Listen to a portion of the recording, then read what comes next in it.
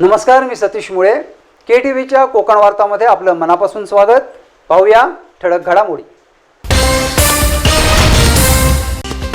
4 दिवसांच्या पावसातच रत्नागिरी शहराचे वाजले 3:13. विरोधक आक्रमक, शहरवासियात प्रचंड नाराजी. लहान मुलांना कामावर ठेवणे कायद्याने गुन्हा. अभिनेते मकरंद अनासपुरे व वैभव मांगले यांनी जनजागृती करत दिला इशारा. आणि पहिल्याच पावसात रत्नागिरी शहरातील गटारातील पाणी आले रस्त्यावर. शहराचे रूपांतर झाले नदीमध्ये. बातम्या विस्तारानं पाहण्यापूर्वी घेऊया एक छोटीशी विश्रांती. समुंदर की गोद में पला है तू, अंगड़ाई लेते ही लहरें शुरू. आज यौवन की मस्ती छोड़, ले चलता हूं तुझे एक नए मोड़. आजा तुझे माँ पुकारे अब, छेड़ देते हैं बीच से कुछ शरारत हंसी. गले लगा ले उसे ए फकीर, इंतजार कर रहा है तेरा तो. चल दे देते हैं उसे फसल की खूबसूरती तो. आजा तुझे माँ पुकारे अब, मीलों आगे चलना है हमें. सिर्फ फसल नहीं, तेरे स्पर्श की चाह में बैठे हैं शहरों में भी कहीं. उनके मुख पे भी लानी है मुस्कान, उन्हें भी देनी है एक नई पहचान. आजा तुझे माँ पुकारे अब. फिनोलेक्स पाइप्स पहुंचाए पानी को अपनी माँ के पास. विश्रांतीनंतर आपलं पुन्हा एकदा स्वागत. बातम्या पाहूया विस्तारानं. अवघ्या 4 दिवसांच्या पावसातच रत्नागिरी शहरातील रस्ते आणि गटारांचे 3:13 वाजले असून संपूर्ण शहराला तळ्याचे स्वरूप प्राप्त झाले होते.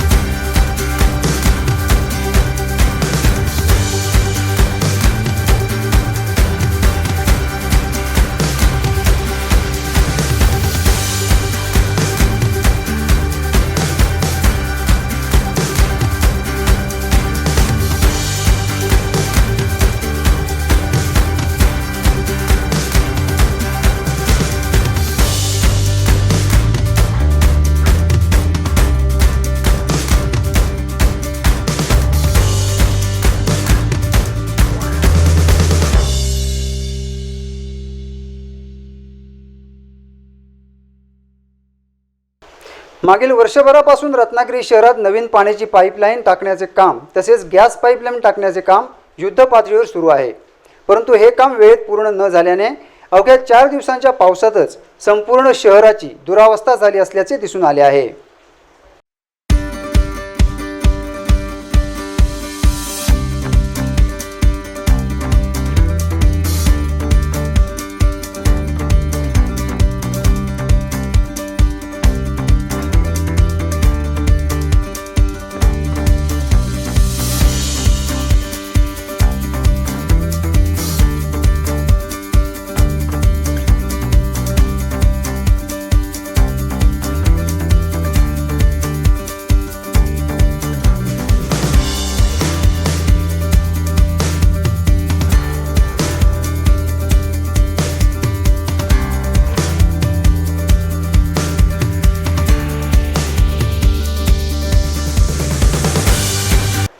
चार दिवसांचा पाऊस रत्नागिरी शहर सहन करू शकले नाही. मग अजून पुढे 4 महिने शिल्लक असताना शहरातील रस्ते गटारे यांचे काय होणार याबाबत शहरवासियात भीती व चिंता व्यक्त केली जात आहे.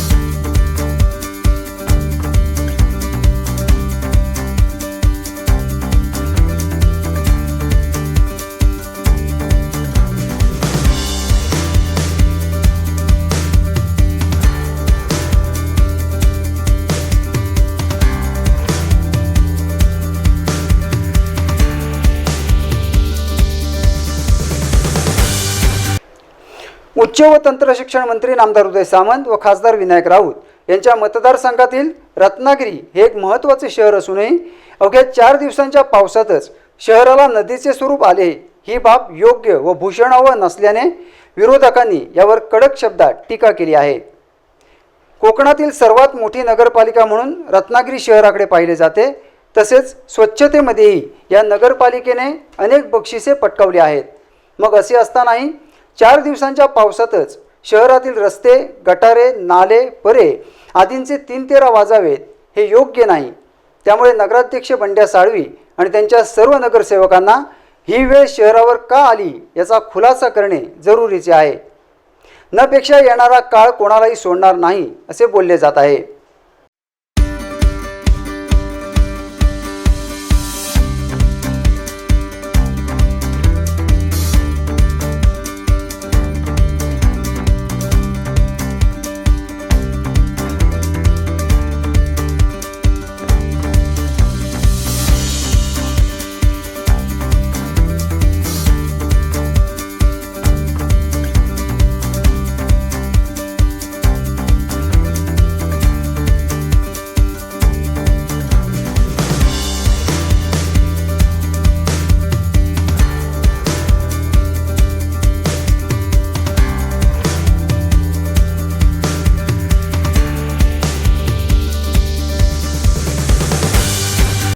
आज रत्नागिरी शहराची एवढी भयावह आणि दयनीय अवस्था झाली आहे की ग्रामीण भागातील नागरिक म्हणतात शहरापेक्षा आपले गाव बरे।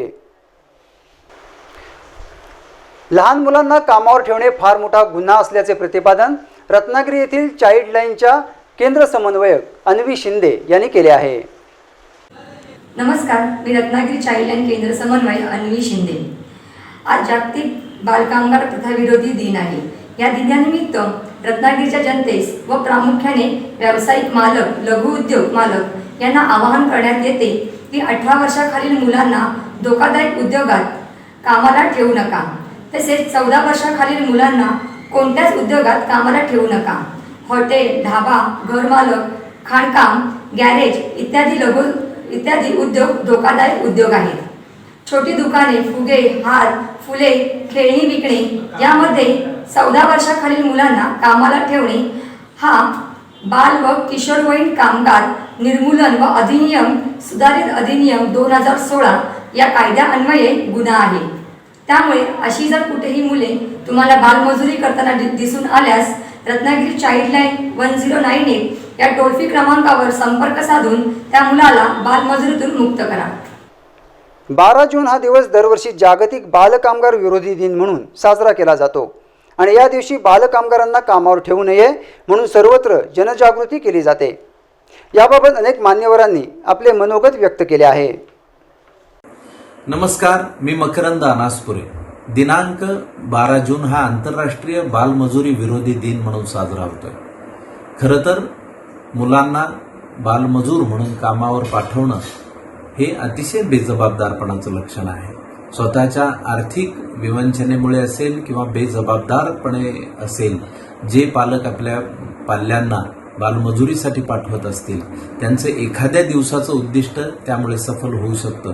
पण त्यांनी जर त्यांना शासनाच्या योजनेनुसार शालेय शिक्षणासाठी पाठवलं तर त्यांचं आयुष्यभराचं उद्दिष्ट सफल होऊ शकतं। आपल्याला हॉटेलमध्ये किंवा इतर जवळपास असे बालमजूर काम करताना दिसत असतील तर जवळच्या कामगार विभागात आपण गोपनीय तक्रार करू शकता किंवा 1098 या चाइल्ड हेल्पलाईनवर निनावी तक्रार सुद्धा दाखल करू शकता। नमस्कार, मी भाऊ कदम। 12 जून आंतरराष्ट्रीय बालमजुरी विरोधी दिन।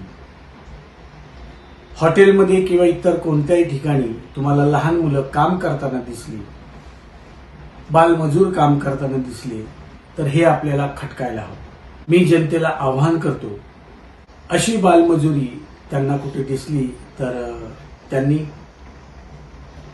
गोपनीय तक्रार कामगार विभागाच्या नजीकच्या कार्यालयात करू शकता किंवा 1098 या चाइल्ड हेल्पलाईनला निनावी तक्रार करू शकता। त्या मुलांची सुटका करून आपण त्यांना शासन शिक्षणाच्या मूळ प्रवाहात आणू शकतो। अशा मुलांना अशा बालमजुरांना आपण आधार द्यायला हवा, आपण त्यांच्या पाठीशी उभं राहायला हवं. धन्यवाद. नमस्कार, मी वैभव मांगले. आज आंतरराष्ट्रीय बालमजुरी दिन आहे आणि खरं तर खूप खेदाची गोष्ट आहे की असा दिवस आपल्याला साजरा करावा लागतोय. जनजागृतीसाठी म्हणा किंवा काही म्हणा, अशा दिवसाचं स्मरण करणं गरजेचं आहे. याचं कारण असं की मुलांचं जे बालपण आहे, त्यांचं जे बाल्य आहे, ते जे दिवस असतात ते आयुष्यात खूप काहीतरी त्यांना देऊन जाणारे असतात. या वयात त्यांना खूप चांगलं शिक्षण मिळालं, चांगलं वातावरण मिळाले, चांगले आईवडील मिळाले, चांगले संस्कार मिळाले. माणूस म्हणून जगण्यासाठीचं जे एक तत्त्व आहे ते जर मिळालं, ते जर निर्भय असतील, बिचाऱ्यांना जरा पोटभर अन्न असेल, किमान हार घालायला बरे कपडे जरी नसले तरी हे सगळं त्यांच्या आयुष्यावर फार परिणाम करणारं असतं. त्यामुळे मुलांना चांगले संस्कार तर आहेच, पण चांगलं वातावरण, त्यांना आनंद मिळेल, त्यांना मज्जा करता येईल असं वातावरण त्यांना मिळालं तर त्यांचं आयुष्य खूप पुढे जाऊन सुखकर होतं. याचा मला अनुभव आहे, स्वानुभव आहे. आणि त्याच्यामुळे पुन्हा एकदा मुलांना, लहान मुलांना बालमजुरी करायला लावू नका. ते अत्यंत घाणेरडं आणि वाईट कृत्य आहे. थँक्यू. रत्नागिरी चाइल्डलाईन गेल्या अनेक वर्षापासून बालकामगार मजुरीतून मुक्त होऊन मूळ प्रवाहात यावेत म्हणून प्रयत्न करीत आहेत आणि त्याला मोठ्या प्रमाणात यशही आले आहे असे सांगण्यात आले. नमस्कार, मी समीर सुधाकर परांजपे. एका अग्रगण्य मराठी दैनिकामध्ये मुख्य उपसंपादक म्हणून मी काम करतो. तुम्हाला मी काही वर्षांपूर्वीची आठवण सांगतो. कॉलेजमध्ये असताना NSSच्या वतीने शहापूर तालुक्यामध्ये आम्ही काही लोक गेलो होतो. तिथे एका गावात फिरत असताना तिथे वीटभट्टी दिसली. वीटभट्टीवरती मजूर काम करत असतात हे नेहमीचंच दृश्य आहे. पण त्या मजुरांमध्ये एक 10 ते 12 वर्षाचा मुलगा आणि त्याच्याहून कमी वयाचा, साधारण तो 8-1 वर्षाचा असेल, तो तिथे काम करताना दिसला. मला ते दृश्य बघूनच कालवाकालव झाली की आपलं बालपण हे अशा मजुरीच्या कचाट्यात कधी सापडलेलं नव्हतं. आणि मी अशा बालमजुरांविषयी ऐकलंही होतं, पण जेव्हा प्रत्यक्ष बघितलं तेव्हा त्यांच्या वेदना, त्यांच्या यातना हा बघून कसं तरीच वाटलं.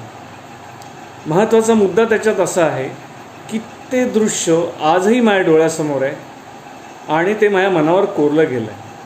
आंतरराष्ट्रीय मजूर संघटनेच्या अंदाजानुसार भारतामध्ये 1 किंवा 2 कोटींपेक्षा जास्त बालमजूर असावेत.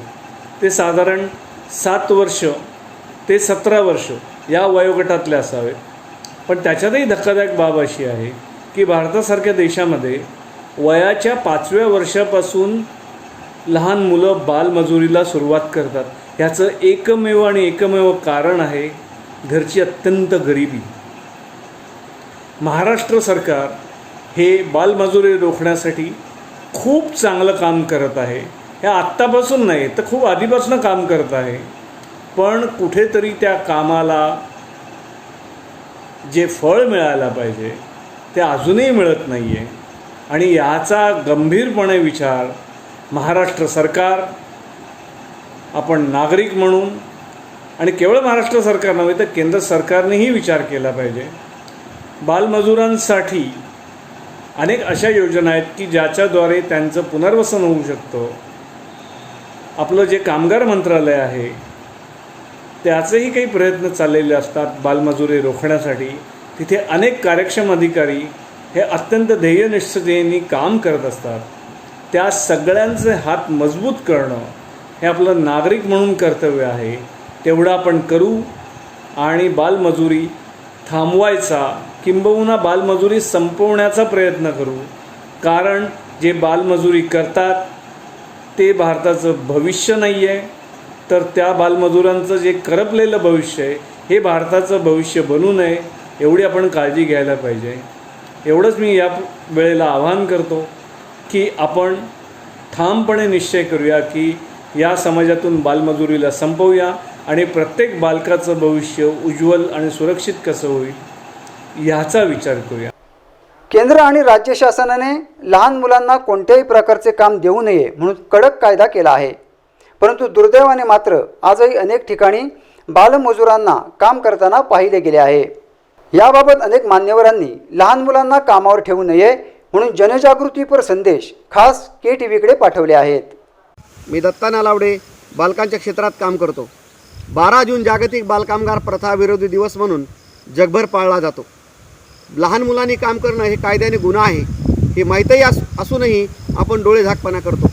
माझी सर्व संघटना, सामाजिक कार्यकर्ते, मुलांच्या क्षेत्रात काम करणाऱ्या सर्व व्यक्तींना माझी विनंती आहे की अशी बालके आढळल्यास आपण कामगार विभाग, महिला व बालविकास विभाग, 1098 चाइल्डलाईन, त्याचबरोबर NCLP प्रकल्प, त्याचबरोबर बालकल्याण समिती यांच्याशी संपर्क साधून एखाद्या मुलाचं भविष्य घडवावं.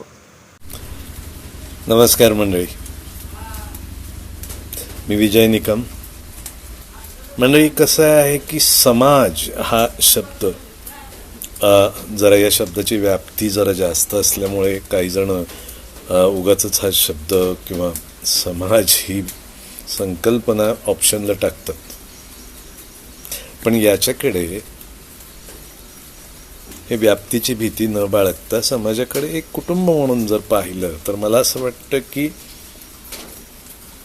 या शब्दाचा अर्थ अतिशय योग्य अर्थानं अगदी थोडक्यात आपल्याला कळून जातो. एक कुटुंब, त्या कुटुंबातल्या सगळ्या माणसांचं सुखदुःख, सगळ्या माणसांची प्रगती, उन्नती, या सगळ्या गोष्टी साधण्यासाठी आपण ज्या तऱ्हेनं विचार करतो त्याच तऱ्हेनं एकंदर समाजाचं भवितव्य हे त्या माणसांच्या सुखदुःख, प्रगती, उन्नती यावर अवलंबून असतं. एवढं सोपं आहे हे. आणि जसं आपल्या कुटुंबात आपण सगळ्यात जास्त लक्ष जर कुणावर देत असू तर ते आपल्या मुलांवर मंडळी. कारण ते आपल्या कुटुंबाचंच नव्हे तर आपल्या समाजाचं आणि पर्यायाने देशाचं भवितव्य असतात. म्हणून कुटुंबाप्रमाणेच समाजातल्या बालकांना सुद्धा तेवढ्याच प्रेमाची, तेवढ्याच आदराची, तेवढ्याच प्रगतीच्या संधींची आणि उन्नतीच्या संधींची सुद्धा गरज असते. नमस्कार, मी श्रीकांत केटी. आज आंतरराष्ट्रीय बालमजूर दिनाच्या निमित्तानं आपल्याशी संवाद साधावा. खरं तर बालमजुरी याबद्दल काही वाईट आहे सांगायला नकोच, पण तरीही समाजात आपल्याला जागोजागी लहान मुलांना कामाला लावलेलं दिसतं आणि ठरवलं तर हे शक्य होतं. म्हणून आजच्या दिवशी मला असं आव्हान करावं असं वाटतं की जर आपल्याला कुठेही बालमजूर दिसले तर त्या जागी आपण आपल्याला स्वतःला पाहावं. तर माझं बालपण असं गेलं असतं तर मी आज कुठं असतो. आपल्या मुलांना पाहावं आणि बालमजुरी रोखण्यासाठी जास्तीत जास्त प्रयत्न करावेत. धन्यवाद. शेवटी पुन्हा एक नजर ठळक घडामोडींवर. 4 दिवसांच्या पावसातच रत्नागिरी शहराचे वाजले 3:13. विरोधक आक्रमक, शहरवासियात प्रचंड नाराजी. लहान मुलांना कामावर ठेवणे कायद्याने गुन्हा. अभिनेते मकरंद अनासपुरे व वैभव मांगले यांनी जनजागृती करत दिला इशारा. आणि पहिल्याच पावसात रत्नागिरी शहरातील गटारातील पाणी आले रस्त्यावर. शहराचे रूपांतर झाले नदीमध्ये. याबरोबरच हे बातमीपत्र संपलं. नमस्कार.